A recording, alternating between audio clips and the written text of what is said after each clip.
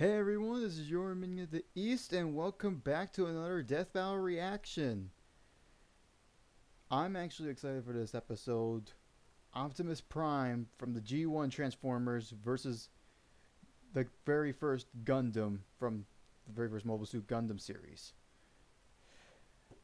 I have very little knowledge about Gundam as a series as a whole, other than the main title, Robot. Mostly has the same appearance throughout the series, unless I'm missing something. But Optimus Prime, I am rooting for more than any character here, because I grew up with Transformers when I was a kid. I got introduced to the series through Beast Wars and Beast Machines. Saw the entirety of the Unicron trilogy of anime that came out at the time, and I even went back and saw many of the G1 episodes from the first two seasons, the movie, and then parts of season 3.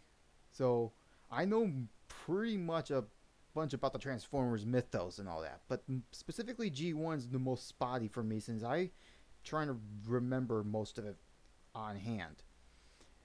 But considering this episode is pretty special to me for more of being a Transformers fan, I am going to do one of my usual special occasions and do the whole episode. But I highly encourage everyone to watch the full episode first, then come back to watch my reaction. I want all of Screw Attack and Rooster Teeth to get the full support that they put into this show, and they deserve every single bit of credit for how much they want to entertain us all.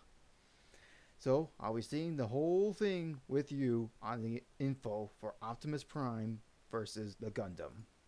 Here we go.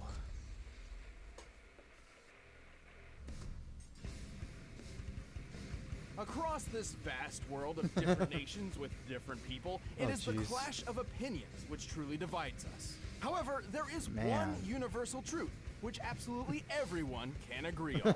Giant robots are freaking awesome! Like Optimus Prime, the original G1 Transformer. And the RX-78-2, the original Mobile Suit Gundam. These aren't just any robots, they're the old school classics. The first of their kind, and we're in for a robo battle of East versus West. Well, Optimus was originally a Japanese toy. He's Whiz and I'm Boomstick. And it's our job to analyze their weapons, armor, and skills to find out who would win a death battle. Oh, yep. I figured it was going to be 3D. This is going to be a tough one for sure. Millions of years ago, on a distant planet called Cybertron, a great unrest grew between two factions of robotic beings, the Decepticons and the Autobots. I like these games. Let's really go back and play these. In civil war. Led by that douchebag Megatron, the Decepticons started gunning down any bot they pleased. If I remember, he was voiced by Frank Welker. Including some Correct me if I'm wrong on that. Pax, which will be important later. Captain of the... Rest in peace, Robro. Okay. What Megatron didn't know was that this seemingly random encounter would end up reshaping the universe. Thanks to a robot Gandalf, Orion Pax was rebuilt into something bigger, stronger, and way more recognizable. The newest commander of the Autobots had risen, Optimus Prime. The Autobots will never sacrifice freedom. I love Optimus's voice actor. With tons of awesome robo powers. As a Transformer, he can scan nearby objects Orion and morph his body to 9 million years old, becoming a robot in disguise. Dancing and Motley Crue. His favorite is a classic 26 times. Kenworth Jesus. K100 tractor. He's done it that many times in the franchise. Which sports 500 horsepower and can book it over 80 miles per hour. He even gets a trailer, which when he doesn't need it, mysteriously disappears into thin air.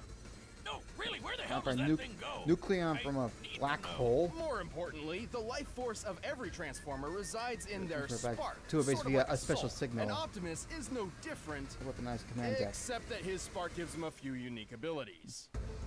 Yeah, his spark's pretty rare. Yeah. Compared to other robo Especially people, it gives him how increased strength, it worked in speed, Beast and Wars. durability. He can shoot laser beams from his hands, fly with either a jetpack or his feet boosters, and move his limbs around while they're detached like some sort of ghost robot Rayman.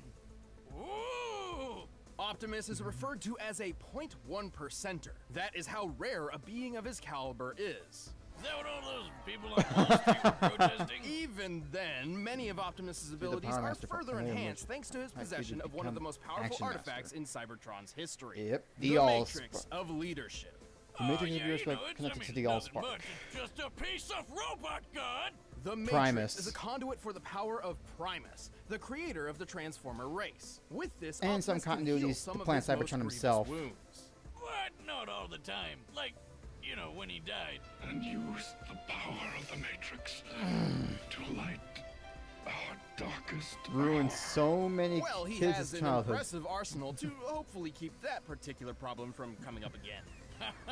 Yeah, never again. Yeah, he's died he too many wields the times. Ion Blaster, a giant death cannon which Prime one-hands like a boss. This big old rifle fires bolts of energy strong enough to take down most Decepticons, and can even be fired into space from ground level. Even better, it never seems to run out of ammo. Yeah. One can only dream. Optimus Prime also carries numerous weapons composed of Energon, a raw energy force used by Transformers to power their technology and, well, themselves. He's got a glowy Energon axe and Energon swords. Perfect for slicing up robots of all sizes. And I guess they'd probably work pretty good on people, too.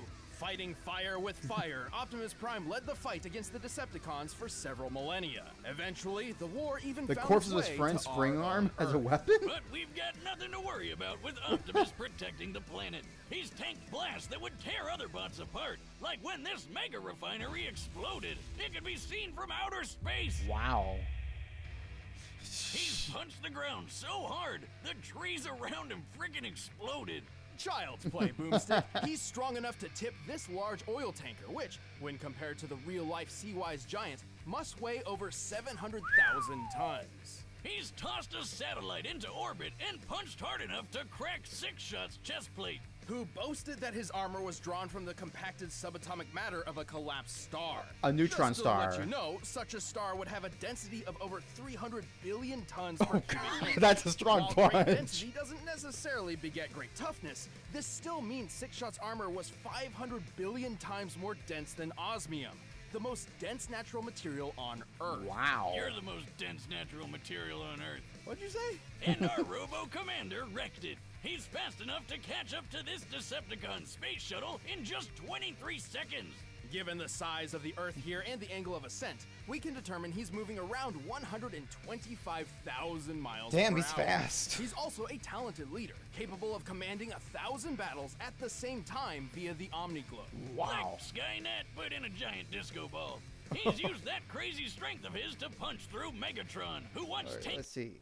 Lifted an 81,000-ton Washington Monument, shot a ship in space from ground level, dodged shots from the fusion cannon, survived an exploding mega refinery, moved a 724,000-ton oil tanker, was through the wormhole collapsing upon him, commanded 1,000 battles via the Omniglobe, defeated Megatron, Devastator, Galvatron, and Unicron. That, depending on the continuity with Unicron, he has defeated Megatron and Galvatron and Devastator. An Again, explosion it's also big different enough to knock continuities. Cybertron out of orbit. And thanks to the weird robo-magic of the Matrix, he's even defeated Unicorn, Unicron. who's basically a giant robot Satan who eats planets. This guy is unstoppable. Not necessarily. Optimus is certainly powerful, but after all is said and done, he has one major weakness. To violate that law would destroy our honor. He's just too nice. Yeah, he's kind of all about the whole honor and fair fighting thing. but in which things like kinda Death screwed him Battle, over more than once, and it doesn't even got count. him killed multiple times. Plus, he killed himself once just because he accidentally broke the rules in a freaking game. Yep. Damn. But when his back is to the wall and all hell's breaking loose, he'll fight to the What- end. what was that riding said on- The rules. Specifically, he broke his own rule of morality by sacrificing NPCs to defeat Megatron in virtual reality and so sentenced himself to death. And it was an in-canon death in the Marvel In a comics. freaking game. Damn. But when his back Yeah, is to the wall that was a and stupid all hell's comic. breaking loose, he'll fight to the end, riding the eye of the storm. One shall Shall stand, one shall fall. Alright, that was a In Gundam the year cot. 2179, humanity has embraced the stars. Well, mostly. Right. After a somewhat united humanity expanded across the solar system, the ideologies between those on Earth and those in if I remember, space this is began to drift a remake apart. of the original. A new Space-noid republic, the Principality of Zeon, arose to challenge the Earth Federation. Space-noid? That like the Domino's pizza mascot, No. but in space? No, more like space Nazis. Oh, well, I guess it's no surprise that they started a war by gassing a populated space colony and dropping the whole thing on the planet. Man, that's messed up. But Jeez. that's just how it started. For the real star of the show, some smart guys put their heads together and came up with the coolest thing they could think of. Giant fighting robots. These were mobile suits, and one of Earth's nuttier engineers had developed a suit which would put all others to shame. This was the RX-78-2, otherwise known as the Gundam. Yep. There have been lots of mobile suits named Gundam, but this was the original granddaddy of them all. Of course, This there's like experimental multiples of mobile suit them. was hidden on a remote colony, but before its maiden voyage with the equally Inspired classified 412 white base could begin, it was caught o- in a other surprise Zeon Gundams. attack. With just 2 Zaku suits, the Space Nazis wiped out almost all of the White Base's military crew. The only people left to save these secret projects were civilians, who had no idea these things even existed. Among those who rose up was a young boy named Amuro Ray. Brilliant, albeit standoffish, Amuro was actually the son of the Gundam's chief engineer, and had already stumbled upon the mech's coded blueprints. So he grabbed the owner's manual, jumped in the Gundam, and flew into the fight. Damn! Guy, not young too kid shabby piloting for the going Gundam. off just the manual. Amuro quickly adapted to its complex controls thanks to its learning computer Buttons and system, pedals are control- designed so the Gundam itself can learn its pilot's limitations and competencies. Jeez. Its body is made of a super durable Luna titanium alloy called Gundam. Gundarium. Of course. Yet another fictional metal that's way better than anything in real life. For weapons, it's got twin 60mm Vulcan guns for ears. It's got a shield that can block shots strong enough to take down warships, and a gravity hammer, a supersized flail that's rocket propelled. Whoever came up with that is my goddamn hero. Yeah, that Same is with awesome. the guy who built the ultra-destructive beam rifle. That would be the ingenious Dr. Minovsky. Thanks to him, the beam rifle is a marvelous feat of weapons engineering. Minovsky had developed a way to miniaturize Alright. the enormous megaparticle cannons found on warships without losing any power. The result is a Gundam-sized rifle that can take down entire fleets of ships all on its own. Jeez. It's like having a pistol with all the power of 1,000 tanks. A single shot could easily tear Wow. through a 13,000-ton Musai-class warship. 13,000 Given the official ton. stats of this ship, to tear it asunder like so would require a strike worth nearly 9,000 tons of TNT. Nice. Wow. Sure, the beam rifle only has 16 shots, but who really cares when you just need one? Last but not least, the Gundam carries 2 retractable beam sabers. Because you can't have space battles without royalty-free lightsabers. But all these amazing weapons would be useless without Has an an escape- exceptional pilot. Despite still Specialized technically being a assignments. civilian, Amuro became the main pilot for the Gundam. Turns out, his skill was mostly thanks to his previously unknown abilities. Amuro was a new type. Like, Pokemon? See, apparently humankind was never meant to live under gravity's pull. In space, without it literally weighing down their souls, some humans developed psychic powers. That is the dumbest backstory for why someone gets powers. And we've heard a lot of That was whiz. convoluted. So what, he can like read minds or something?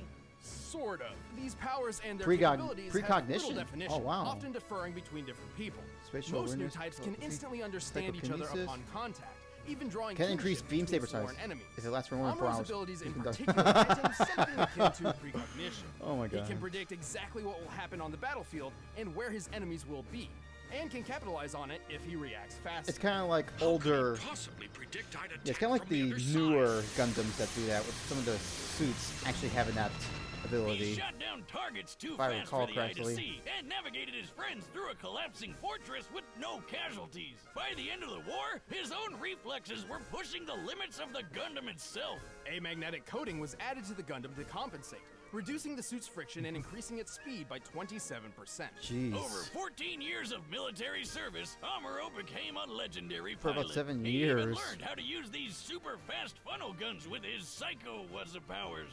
Speaking of speed, the Gundam is comparable to the red Zaku piloted by Amuro's rival Char, which is 3 times faster than the standard green model. During the first large-scale battle with mobile suits, a Zaku flew through the battlefield in 7 seconds. By comparing the 1,072-foot-long Magellan-class starships in the distance, we can tell the Zaku flew over 7 miles. This puts the standard Zaku's top speed just under Mach 5. When tripled to compare to Char, this means the Gundam can move at least 11,000 miles per hour, Jeez. 15 times the speed of sound. Highballing it with Amuro's new type powers and magnetic coating, it's possible the Gundam can move as fast as Mach 25. Though anything over that would put it dangerously close to re-entry speeds, which its chassis cannot survive on its own.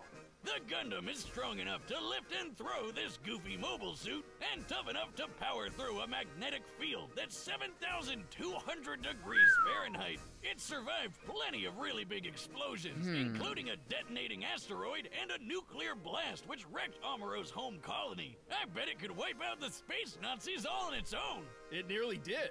Amuro and his Gundam were instrumental to the war effort. It doesn't matter how much the Gundam was burned. It would always stand up, dispel the fear, and fly. Alright, that's like a PS2 game.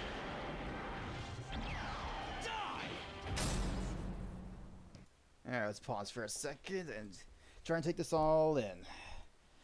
Okay, that is a lot of information to take in here. Oh boy. Again, I've never heard any info from the Gundam series, and I've only touched upon some extended material with the Transformers series.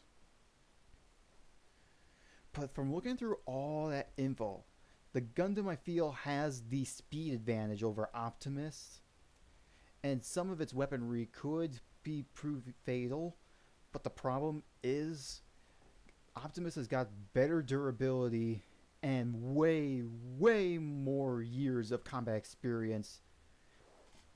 Considering that he was able to see 100 or 1,000 battles, I forgot the number here, all in a single moment, and he's lived through 9 million years. It goes to show that he has an astronomically more combat experience, and he's led the Autobots for that long too.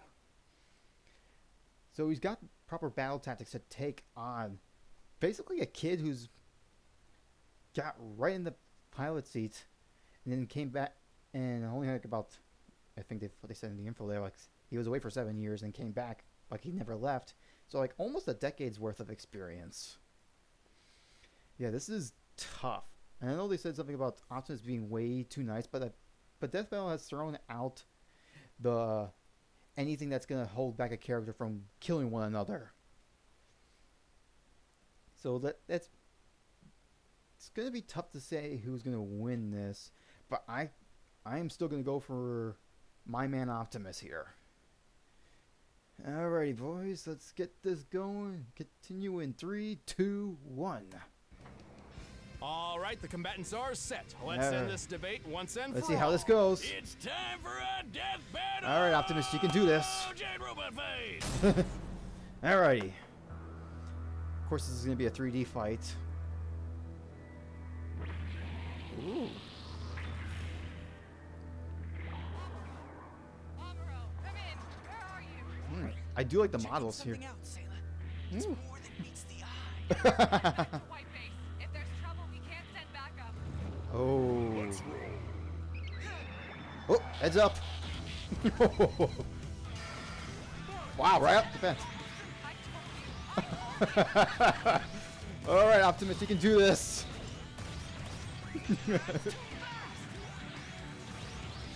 Oof. There you are. Oh, they got the music sounding like the 80s. That is perfect.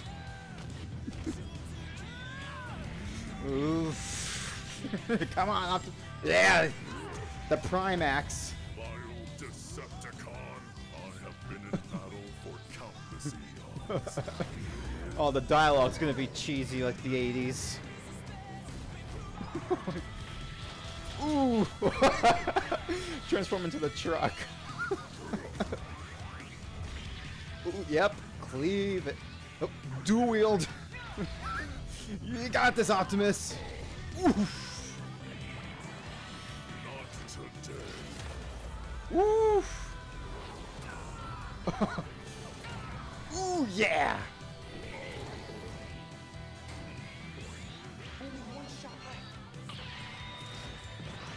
Oh.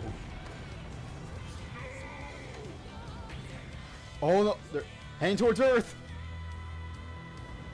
You only have one shot left. But Optimus's laser has unlimited rounds.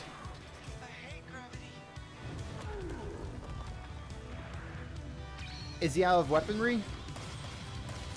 Ooh. Oh no, he's got the beam saber still. Oh, there goes the cannon. But Optimus still has his axe. Oh.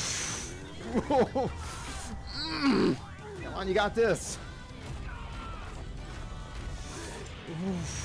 Ooh. Nice kick. Come on. Oh, so close. Oh no. Oh no, Optimus. I must stand, so you shall. Oh, the Allspark. Oh, the Matrix. Yeah! Light our darkest hour. Nothing can stop him. Woo! He's got the touch. Yeah. He's got The power. The Gundam was an impressive machine. Yeah. He was a skilled pilot, but Optimus's millions of years of battle experience completely overshadowed. Of Amuro's course. Also, we already know that Optimus was over 6 times faster. Oh, he was and 6. 9,000 I got the times speed wrong. stronger. Holy hell! Who knew Optimus was so freaking buff? But the Gundam has plenty of its own advantages. With Amuro's super future sense powers, he could keep up with Optimus's speed. Yeah. And with the Gundam's firepower, That's the only who advantage cares he how much had. could lift? Unfortunately, the Gundam's limited ammunition meant this couldn't last. And even then, Optimus could certainly survive a shot from the beam rifle. Remember that refinery explosion? He has the Optimus survived? durability The one to you withstand could that see from pulse outer rifle. space. This blast left an enormous gash on the planet Cybertron. To measure the power of this explosion, we needed to compare it to the curve of the planet. Now, Cybertron's size is pretty inconsistent throughout G1 Transformers history, but even when using the alternating sizes between the cartoon and the comics, the blast is far more destructive than the beam rifle in both cases. Yeah. Optimus just walked right out of that bitch. And this isn't some weird without outburst scratch. just out of the comics either. In the cartoon, Megatron survived a blast that pushed Cybertron out of orbit, and he's pretty comparable to Optimus. To be fair, the Gundam boasted some impressive durability feats too. Like when Amuro accidentally blew up a Zaku's nuclear reactor right in his own face. Yep. Hey, give him a break. It was his first time. This explosion created a hole in the space colony which sucked out Amuro's father. Whoops. On the bright side, he's gonna save some money on Father's Day gifts, right? And with his heightened mind, we deduced the scope of the explosion. Whoops. It's over 150,000 kilotons of TNT. That's 10,000 times more powerful than the bomb that dropped on Hiroshima, but still nowhere close to the refinery explosion Optimus survived. Also, Nuclear the quest- Gundam couldn't dodge Optimus's ion blaster Wearing armor that can forever. withstand the It was gravitational fast forces enough from to black strike holes. targets in orbit from ground level. That puts its laser speed over 3 million Cannon miles could per also hour. fire projectiles Even when he into knew space. it was Ah. coming, Amuro couldn't react quick enough to dodge or block anything that fast. And even then, Optimus's time in the Omni-Globe proves he can think way faster than Amuro. Uh-huh. And just to blow your mind even more, in order to obliterate Unicron with the Matrix, the energy output must have equaled more than 40 Yoda-tons of TNT. What? Like the Star Wars game. Yoda You know what they tons. say, size matters not. I've never even heard of that Especially when number. Optimus has defeated opponents as big as Devastator. Uh-huh. The Gundam was a powerful mobile suit with some astonishing firepower, but was ultimately outmatched by the Autobot's strength, speed, durability, and experience. I'd say Optimus was primed for this fight. Mm-hmm. The winner. Is Optimus Prime. Yeah. That's how you do it. Thanks for watching, guys. If you want to see the exclusive commentary on this episode, just click that little box over there. And if you want the battle music for Next yourself, time click down on below Death and you can Battle. find it. See you in the next Episode 99. First ever live action death. Oh! Daredevil versus Nightwing. It's their very first live action death battle. What, did they team up with Bat in the Sun for this? Oh. This is gonna be good. Wow, this was a very high-paced episode. I loved it. But for a live-action episode, I am looking forward to this. Anyway, guys, I hope you enjoyed this video. If you liked it, please leave a comment, like, share, and subscribe for more videos. If you like this video, please leave a comment in the comment section down below. With that said, this has been your Me of the East. Until next time, take care, everyone. And only 2 episodes left till episode 100.